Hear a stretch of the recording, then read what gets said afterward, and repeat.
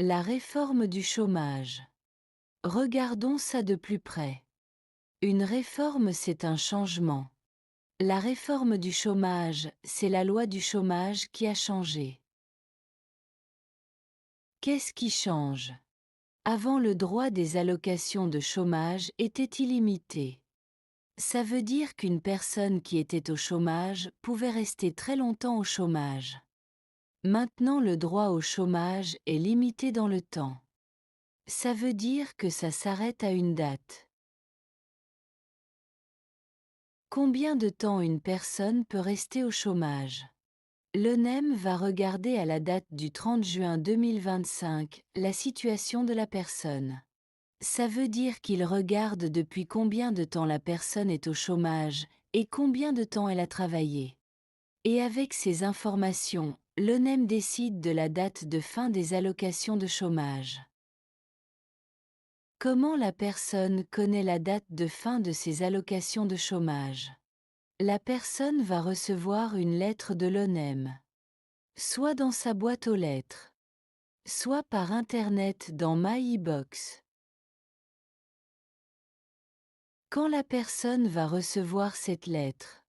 Ça va dépendre des années de chômage au 30 juin 2025. Si la personne a 20 ans de chômage, elle a reçu une lettre le 15 septembre 2025. Si la personne a entre 8 ans et 20 ans de chômage, elle a reçu une lettre le 15 octobre 2025. Si la personne a moins de 8 ans de chômage, elle a reçu une lettre le 15 novembre 2025.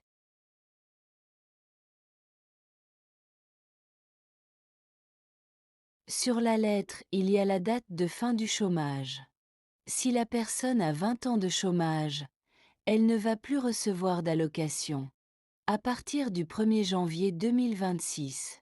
Si la personne a entre 8 ans et 20 ans de chômage, elle ne va plus recevoir d'allocation à partir du 1er mars 2026.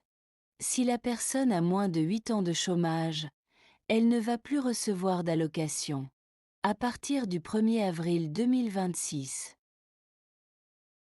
Si la personne a moins de 2 ans de chômage, elle ne va plus recevoir d'allocation à partir du 1er juillet 2026. Si la personne a travaillé moins de 5 ans, elle ne va plus recevoir d'allocation à partir du 1er juillet 2026 ou du 1er juillet 2027. Si la personne a travaillé plus de 5 ans, elle ne va plus recevoir d'allocation à partir du 1er juillet 2027. Il y a des exceptions. Ça veut dire que la loi est la même pour tous, mais certaines personnes peuvent continuer à recevoir leurs allocations de chômage. Si la personne a 55 ans ou plus et qu'elle a travaillé 30 ans.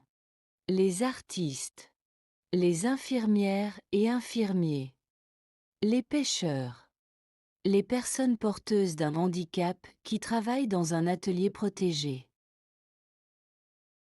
Après avoir reçu la lettre de l'ONEM, la personne peut demander de l'aide et des informations à son syndicat. Quand la personne n'a plus droit au chômage, qu'est-ce qu'elle peut faire?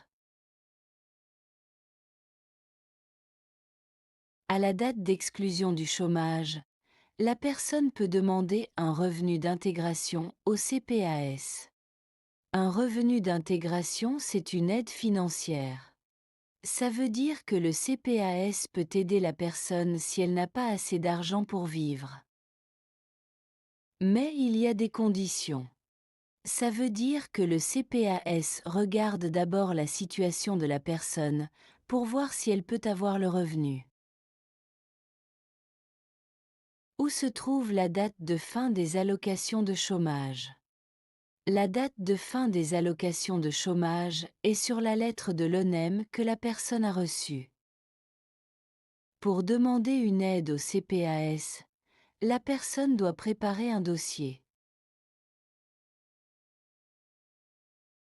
La personne qui demande une aide doit se rendre au CPAS de sa commune pour déposer son dossier.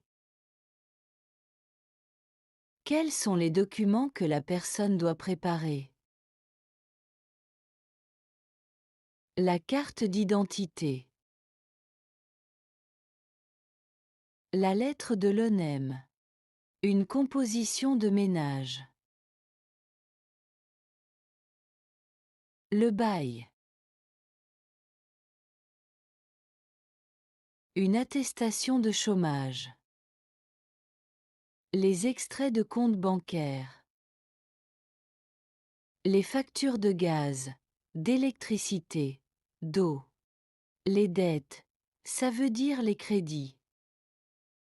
Parfois, le CPAS peut demander d'autres documents.